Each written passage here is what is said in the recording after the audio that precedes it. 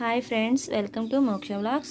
ఈరోజు వచ్చేసి ఈ వీడియోలో మనం ఎటువంటి పప్పులు నానపెట్టుకోకుండానే వడలు చాలా చక్కగా చేసుకోవచ్చండి. మన ఇంటికి చుట్టాలు ఎవరైనా వచ్చినప్పుడు ఇలా చేసి పెట్టండి. చాలా తక్కువ ఇంగ్రీడియంట్స్తోనే చేసుకోవచ్చు. చాలా సింపుల్గా అప్పటికప్పుడు చేసుకోవచ్చు ఫ్రెండ్స్. ఈ వీడియోని కనుక మీకు నచ్చినట్లయితే లైక్ చేయండి, షేర్ చేయండి. అలాగే మా ఛానల్ని కొత్తగా చూస్తున్నట్లయితే ప్లీజ్ సబ్స్క్రైబ్ చేసుకోండి ఫ్రెండ్స్. ఇప్పుడు వచ్చేసి నేను 3 బంగాళదుంపలు తీసుకున్నాను. ఇలా ఉడికించుకున్నాను ఫ్రెండ్స్. నేను ఇలా ఉడికించుకొని మెత్తగా స్మాష్ చేసుకున్నాను. చూడండి, ఈ విధంగా గడ్డలు లేకుండా మెత్తగా చేసుకున్నాను. ఇందులో వచ్చేసి 1 కప్ వరకు బియ్యం పిండి కూడా యాడ్ చేసుకొని కలుపుకోవాలి. ఇందులోనే రుచికి తగినంత సాల్ట్ కూడా వేసుకోవాలి ఫ్రెండ్స్. ఇందులో ఎటువంటి వాటర్ వేసుకోవడం అవసరం లేదు ఫ్రెండ్స్. మనకి ఆలు సరిపోతుంది. ఈ బియ్యం పిండి బంగాళదుంప పేస్ట్ అనేది చక్కగా ఇలా కలుపుకోవాలి ఫ్రెండ్స్. మనకి ఒక చపాతీ ముద్దలాగా తయారవుతుంది.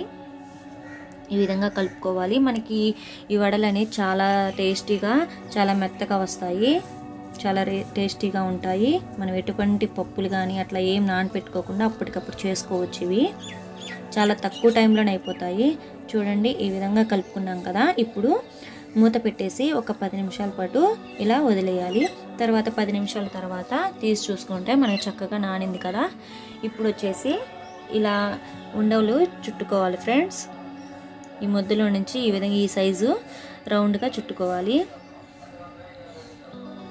నేను ఈ విధంగా 6 తీసుకున్నాను ఫ్రెండ్స్. ఇప్పుడు వచ్చేసి చేతికి ఒక కవర్ తీసుకోవాలి. ఏ కవర్ అయినా పర్లేదు ఫ్రెండ్స్. మనం గారెలు అయితే ఎలా చేసుకుంటామో అలాగా. ఇప్పుడు కవర్ మీద ఆయిల్ అప్లై చేసుకోవాలి. ఆయిల్ అప్లై చేసి ఒక బాల్ తీసుకొని చూడండి, నేను చూపించిన విధంగా ఇలా ప్రెస్ చేసుకోవాలి ఫ్రెండ్స్. మరీ పల్చగా కాకుండా మరీ మందంగా కాకుండా నేను చూపించిన విధంగా ఈ విధంగా ప్రెస్ చేసుకొని మధ్యలో హోల్ పెట్టేసుకోవాలి. మనం గారికి పెట్టుకుంటాం కదా, అలా ఇలా చేసుకున్న తర్వాత ఇప్పుడు ఆయిల్ పెట్టేసుకొని ఆయిల్ హీట్ అయిన తర్వాత ఇలా ఈ వడల్ని ఇందులో ఒక్కొక్కటిగా వేసుకోవాలి. ఫ్లేమ్ అనేది హై ఫ్లేమ్ మీద కాకుండా లో ఫ్లేమ్లో పెట్టుకొని ఫస్ట్ ఈ విధంగా ఫ్రై చేసుకోవాలి ఫ్రెండ్స్.